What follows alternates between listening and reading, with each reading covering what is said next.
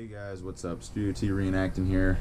It has been a very long time, very long year for everybody, I'm sure. Happy COVID, happy end of COVID, happy whatever. I am finally back from my lovely little deployment. And I don't really know what to do for first video, so first video I'm just going to kind of take you through the war room, which is my room where I keep probably about 90-95% of all my reenacting things, and I have gotten a lot of new stuff that more videos will be coming out on soon. Readjusting to being home is, takes time, whatever, getting comfy again, and then there's, reenactments and me not wanting to deal with my computer because I'm just sick of being on that thing. I want to go hang out with friends, family, be outside, all that good stuff. But let's start over here. So, just general overview of kind of the whole everything in here. Right here we got all of my lock plate rifles and muskets. So lock plate was this bit on everything. That's a lock plate. So everything that's got a lock plate, mostly black powder. Yeah, all black powder. Up here that has that, we got the 1888 model ramrod bayonet, trapdoor Springfield. We have Sally, 1853 Enfield, Civil War. We have a Ranger Brown Bess musket, 69 caliber, very lovely. This is new. We have a thing with a Farby screw, doglock musket, musketoon actually, musketoon, believe it or not, 76 caliber, very, very worn in. Snowshoes back there. If you're wondering what the map is, that's a map of Iwo Jima. And yeah, below that's hanging a little 18th century hunting sword. Whole mess of furs and blankets on top of a footlocker here. Jungle boots because it's Vietnam time. Over here, this is kind of the Colonial Corner. We have moccasins, got leggings and stuff underneath, more bedrolls under there with a knife, shirts, hats, hoods, knapsack with oilcloth and hatchet and things set onto it, ball bag, powder horn, wooden pack frames, all kinds of stuff. Spanish-American War Marine Corps hat. It's a 1887 model, I think. Yeah. Span Am hat. Very comfy, very cool. 1620s hat. This is handmade. Pretty cool. Snowshoe Country book, all about New England in the late 17th century, early 18th century. Talks a lot about kind of all the different things we adapted from the Native Americans. Talks a little bit about the Anglo-Wabanaki Wars in the 1720s, stuff like that. Cool stuff. And then over to the big old heffin' corner over here, the gear wall. British P08 web set. We got mess tins, we got SBRs, we got bandoliers, we have ammo pouches still full with blanks from whenever it was the last time I was at a Newville event. Small pack. Below that is a whole lot of World War II stuff.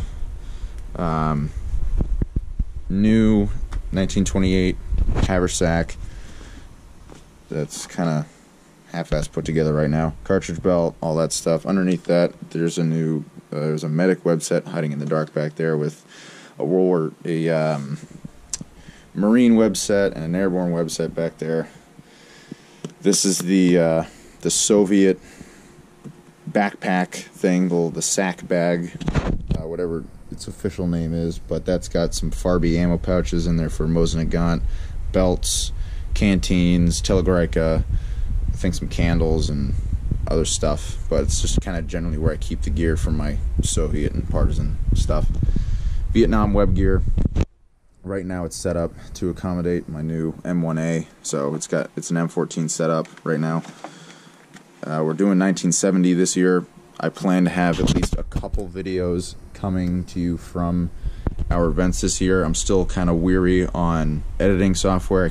I'm still in the hunt for that. Some good stuff that I can use to put a week movie together for you guys whenever that time comes. But I promise I will have at least a couple videos from our weekend events and the week event this year for you guys to view. All that good stuff. Yeah, so it's just non-web set there. Kind of miscellaneous gas mask bag that's, I think, Korea era. Maybe like early 60s, but it's got my K-bar hanging from it right now. There's, I think, like toilet paper or whatever in there. Chainmail hauberk. Chainmail hauberk.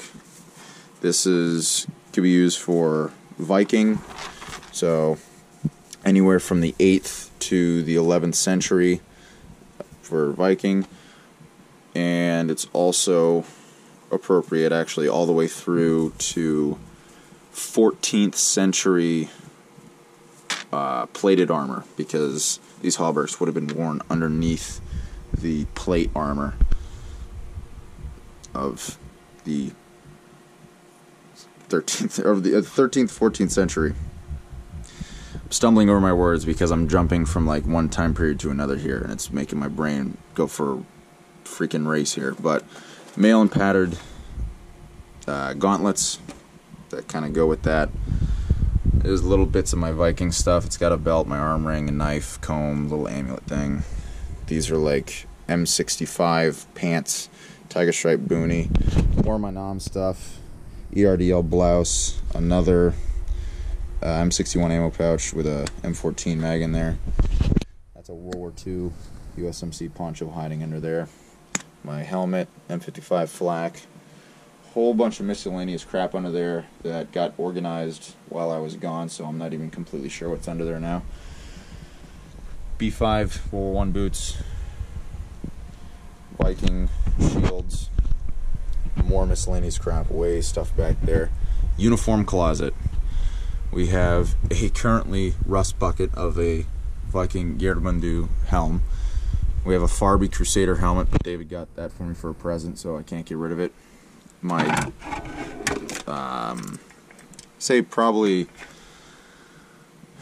late 16th century era Spanish helmet, but the reason I have this is because these are the kind of helmets that musketeers and pikemen were wearing as the settling English militant force in 1620 in Plymouth Plantation. And then a whole assortment of Civil War hats up there, forge caps, kepis, all that kind of stuff. My Brody helmet for World War I, trench cap, and actually my Soviet, I know there's an official name for it, but my piss cutter hat that is somehow with my World War I stuff. World War II helmet over here with helmet netting and HBT caps and all kinds of stuff there. More miscellaneous crap in the back corner. That's normally where my Vietnam helmet goes. German helmets up here, both an M40 and an M42 and a M43 here. Cap, mystery helmet over there, still not sure what that is. Other miscellaneous stuff. There's an old paintball mask back there. Other miscellaneous hats. Raccoon tail. Here in the uniform and clothing section, it is all chronological. We go from Viking all the way to 1620s here in America, early 1700s, late 1700s, so you're going all the way from like, well, yeah, early 1700s, right on Deerfield, Anglo-Wabanaki War, 1720s, French and Indian War, and then finally the Revolutionary War. Over here we have a mess of Civil War stuff from here to here, both Union, Confederate, sack coats, frock coats, shell jackets, vests, all the everything there. And then a little gunslinger, black coat, vests. My pistols are in my dresser over there. Spanish-American War, Marine. I have both the wools and tropical uniform back here. World War I, right here. We have jerkin, wool tunic, and trousers, 2 shirts. And then we get into World War II, which is a massive section. We have my partisan stuff right here, which you can kind of see back there. It's my partisan stuff. Red Army uniform, early war. Extra Telegraphica, because it's me and I have extra stuff. German Wehrmacht wools, a tunic and the pants, undershirt, sweater, reversible parka. When we get into the American stuff, we have my old M41, we have HBTs, greatcoat, sweater, winter combat jacket, summer M41 with a new EM wool shirt inside, another sweater, wool trousers, M43s, M42s, more M42s, those are the pants, airborne dress uniform way back there, a couple other dress uniforms that I got from gifts and stuff, and this guy right here, you kind of see him back here, is the parkas, winter parkas that were given to a lot of Marines during the Chosin Reservoir and the Korean War. So that's kind of like Korea-ish back there. And then, yeah, right here, this is a very new and very cool impression slash sport, I guess you could say. Well, it is a sport that me, Dave, and Will are looking to get into next couple years once the rest of them finish getting armored up. But this is both the helmet, padded jacket, and everything in the box there is my late 14th, early 15th century English armor. And here we have the bassinet helm, which I need to wipe down again because it's got some little bit of rust action going on because I haven't touched it in a few days. All the rest of the armor's in this box. And then the wooden crate under here has all of my German World War II gear. And then we go over here to this monstrosity of a closet. We have a lot, well, we have the rest of my weapons. Put them all out on the bed here. We have Mosin Nagant 9130. We have my M1A, which has its own very special case. But there she is, Miss M1A herself. Very pretty. And then we have M16, 3-prong, which I'm very happy about. Finally, have Car 98.